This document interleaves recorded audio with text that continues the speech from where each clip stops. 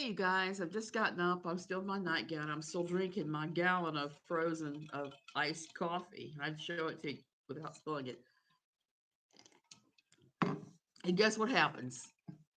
If you guessed a scammer showed up, you would be right. I am talking to my scammer right now. He's claiming that his name is Richard Schreiber, not anything even remotely. So far, the conversation is good morning. How was your how was your night, my dear? And I said, I'm fine. How are you? So we're right on the beginnings of this. Oh God, I look terrible. First thing in the morning. So I'm waiting for him to respond. I don't know why it's taking him so long, unless he's having to use some kind of English translator. Let me see. Come on back. Hopefully, it won't be as bad as the last one. The last one PM me started talking to me and then started taking 20 minutes between responses, and I just booted him because it was just too much for me. If you're not responding quickly,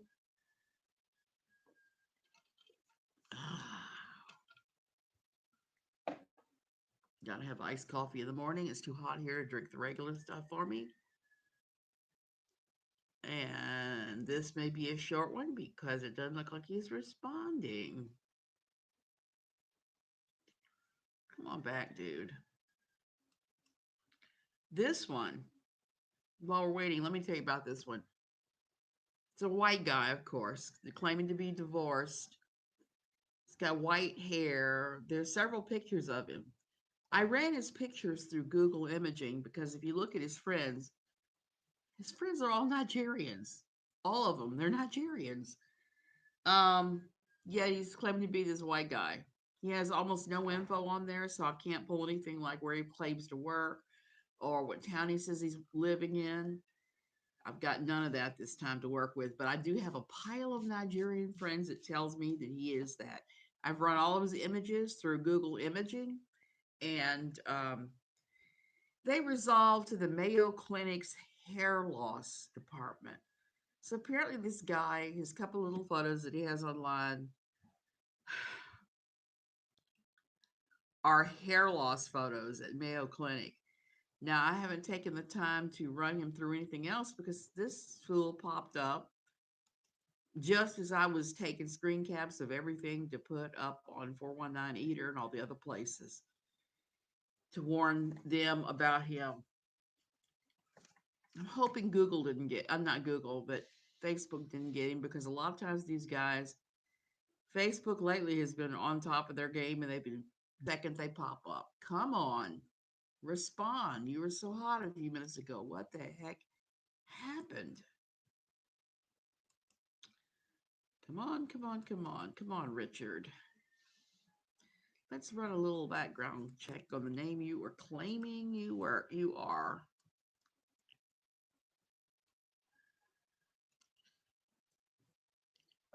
Expert tip if these guys show up and make these claims like this, and just scroll down and see what their friends are. The stupid ones have other Nigerians as their friends. Have no um, they have no anything. Okay, I'm doing a deep dive. Wait. I am looking by this name. There are a bunch of people by this name on Facebook. Oh, I may have found him.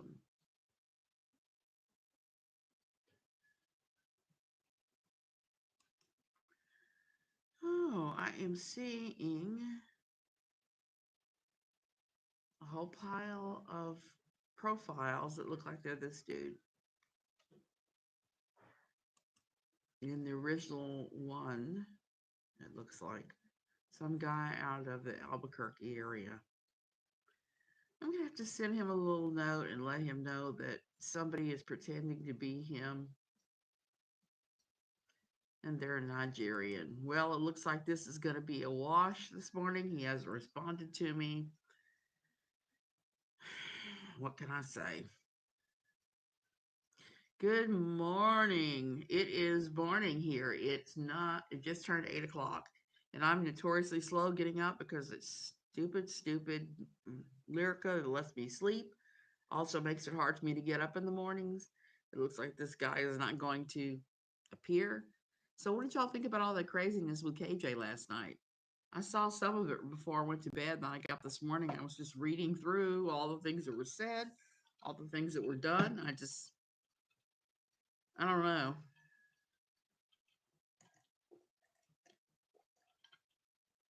I just know that it sounds like she's straying into areas that she should not be. You don't go ahead and attack big families or being big families. It was bad enough when she started talking about birth control. Um, she had 2 or 3 nights of reading some fundamentalist book that the Duggars give to their children, talking about how to have sex. And she was talking about stretching your vagina and all kinds of just really weird stuff that you normally would not go into. She is bullying a family. Yeah, I saw that last night. She's got a new large family to bully. She's saying all kinds of ugly, nasty things to them or about them. I haven't done a deep dive in that yet, so I don't know for sure what what who that family is because they're not one that I'm that familiar with. Um, I'm not surprised in any way, shape, or form.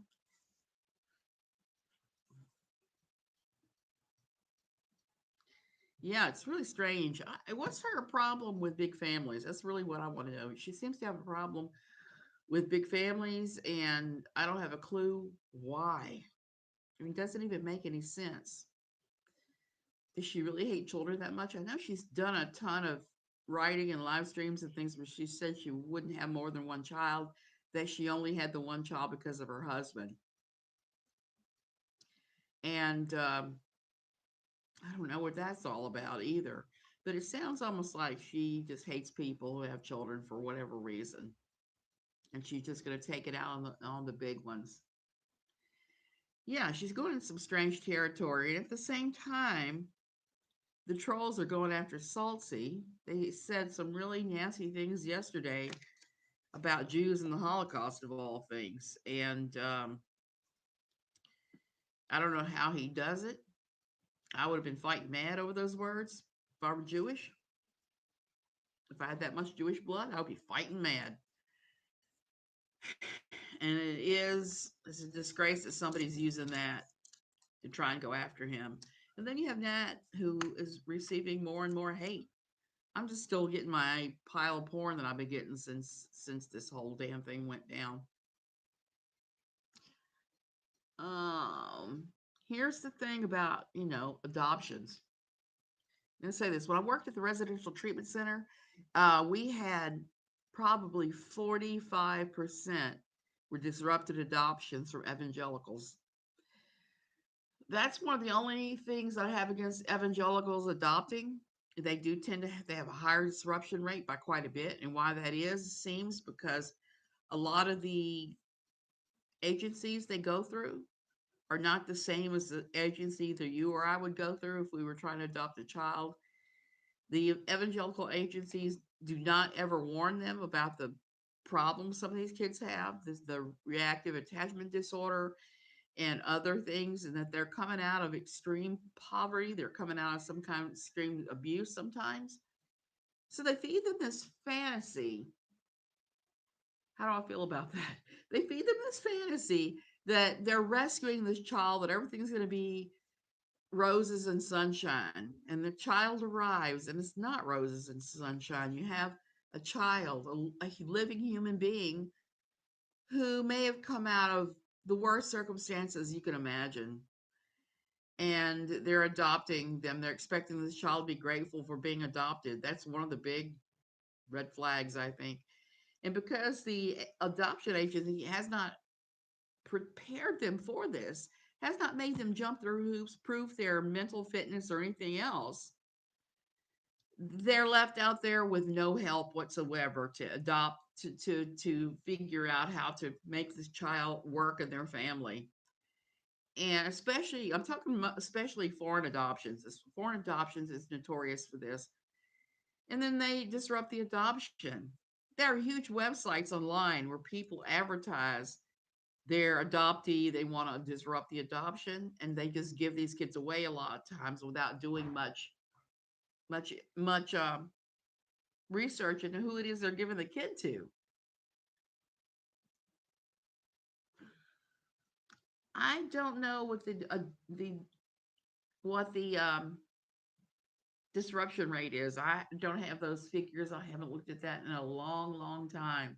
Yeah, so you've got a family ill equipped, not prepared, not even warned that they're getting a child who may have all kinds of psychological things going on, who may have been abused or, oh, let me see about the scammer. No, he hasn't come back.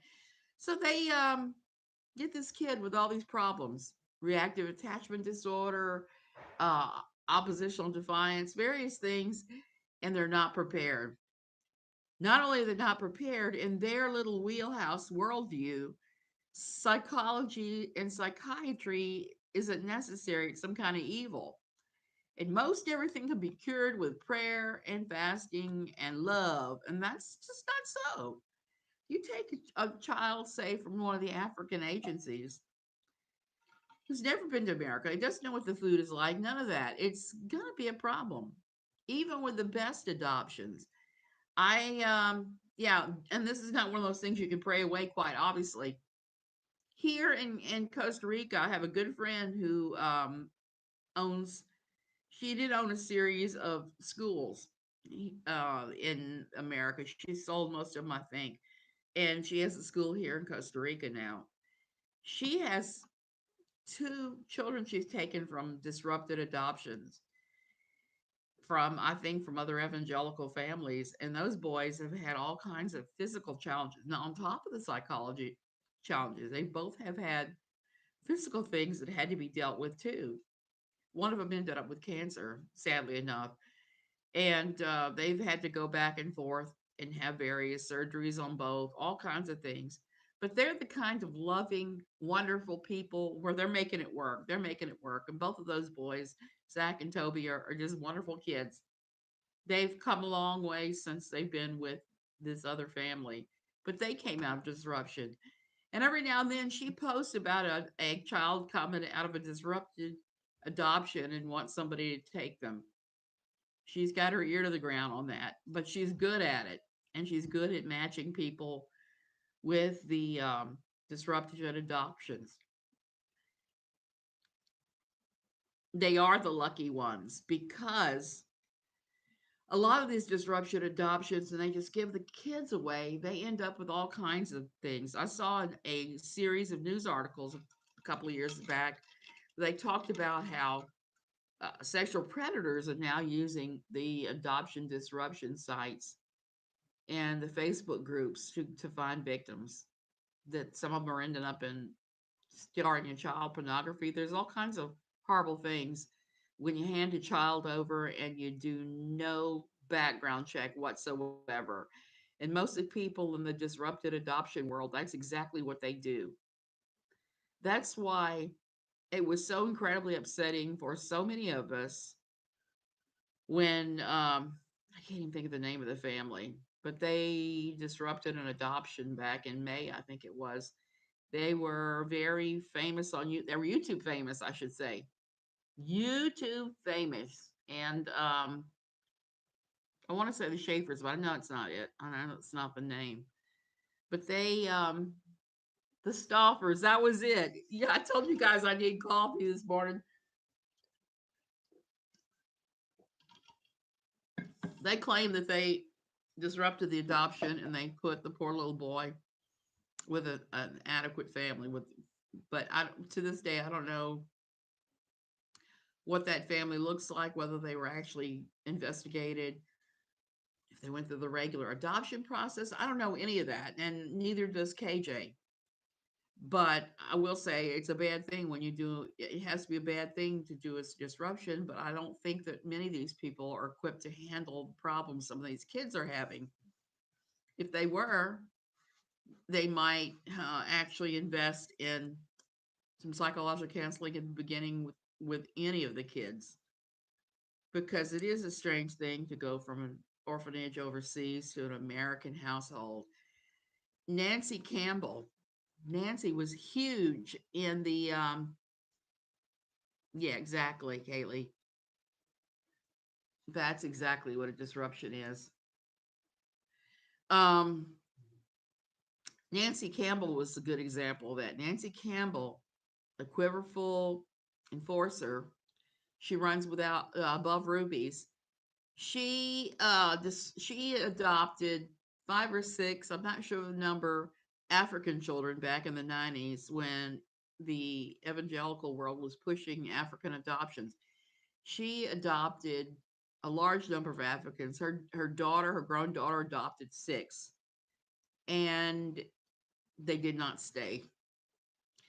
They didn't disrupt all of the adoptions. Some of the kids actually did stay and settle in, but a fair amount of them had to either be sent back to Africa or the adoption was disrupted and they went on to another family.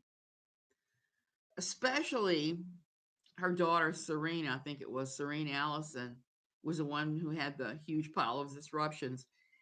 Here's the thing, one of those kids, when interviewed, said that he went from Africa to Africa because the way that Serena Allison lives is it's like Africa is the best way to describe it. And her struggle with them is she couldn't get them to eat American food. They didn't want American food. They only wanted, of course, African food, which makes sense. But rather than try to incorporate some of that into their diet so that the kids could have familiar things to eat until they're adjusted, no adjustment was made. They were plopped down there in America. They had to do work on the family farm. So they were going from a bad situation with little food and hard work and things to the same thing in America, like he said, from Africa to Africa. And that was really tragic because it really screwed up those kids' lives horribly, pretty horribly. And that was one of the things I did was I traced down what happened to their adoptive kids. Like I said, most of them were disrupted adoptions. And I've looked into where they are now. Only one or two of them have come through and been successful since, in spite of all of that. And that's the dangers of adopting blindly. That's why in the secular world there are so many hoops to jump through. There are so many psychological counseling things you have to go through. You have to have someone come and inspect your home a number of times, all kinds of things and that don't happen in these evangelical ones. I'm not really sure why. It's like everything, teen homes, adoption, anything in the evangelical world has way less government oversight and regulation, and it has it to the horrible detriment of the poor children. The children are the ones that end up suffering throughout this. Nothing happens that's good out of it. Like I said, between 45 and 50% of the kids at the residential treatment center for psychological abuse problems, almost half the kids there were disrupted foreign adoptions through evangelical circles. Uh, no, you're not scaring me, JC Mills. I've just been all over the place as usual. I'm always doing 5 trillion things. I thought this morning I was going to be fooling with another scammer, but let me see if he's even responded. No, he has not responded whatsoever. Oh, I guess Facebook are getting these guys in a hurry. That's all I can say. Or maybe he found a hotter prospect who actually spoke to him, not me. It took me a few minutes. I wanted to get online first before I said hello and any of that. I wanted to see what was gonna. I'm gonna have to. I'm scratching a lot this morning. I've just got itching all over my face since my started. But a lot of the things with the evangelicals, foreign adoptions, could have been dealt with if their families had been properly prepared. If they'd have been properly prepared and screened, they would have known that they would have had to have made some kind of accommodations to these poor kids. Instead of expecting them to be grateful, they've got the white savior complex thing going on. They're going to save the kids. and the kids don't react at all like what they anticipated they would react. Yeah, I have some really weird life experiences. I've been all over the place. Unfortunately, I've followed my husband's job around and um, worked, not worked. I was lucky. I didn't have to. I didn't work sometimes when my kids were little, and I'll be forever grateful for that because I was able to spend large amounts of time with them with very little. I think that's important. Yeah, well, JC Mills, that's the thing I was going to say is in that career, you're going to have to be flexible because there's not one career path there. There's all kinds of different positions, everything from working in a school to doing CPS investigations and everything else in between. So don't rule anything out. Um, just be open to everything. I have really enjoyed Amanda Pants talking about CPS because she's got, I mean, massive experience there, much more than I would ever have. And her being able to break down exactly what it is that happens in recently in CPS investigations has been really, really, really interesting, particularly if you line it up with the stuff that Catherine KJ is saying about her personal experiences with a CPS recently. What she's describing does not even sound like a CPS investigation or them telling her that it's what is going on. That's what's so funny about it. So anyway, I've seen I've talked 20 minutes now. I'm gonna go ahead and go. This stupid scammer. What a dud. I like it when they respond quickly. When they act like this, it's like, nope. Amanda Pants worked 3 or 4 years doing CPS investigations in the state of Florida, much more recently than anything I've been in contact with. So she has she's really broken it down several times in several videos explaining all about CPS and explaining how a child abuse investigation takes place, what they tell the parents, when the letter goes out, what the letter will say. She even broke down KJ slightly reading her own letter and told her viewers that it didn't sound professional. It didn't sound like it came from CPS. Interesting chat. Yeah, interesting. It's funny, somebody accused somebody the other day said, I don't like how you go off topic. And I said, well, you're going to have to move on along because I have ADD and there's no telling when I come on what I'm going to talk about that day. Thank you, JC. You guys all have a good, I'm used to evenings, a good day. I'm going to go back and drink my coffee some more.